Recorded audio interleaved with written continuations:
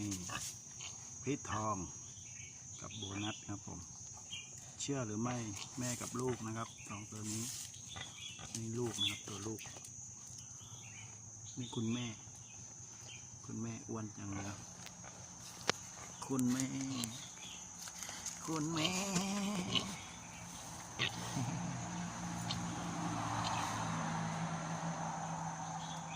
เที่ยงจะมอมแมม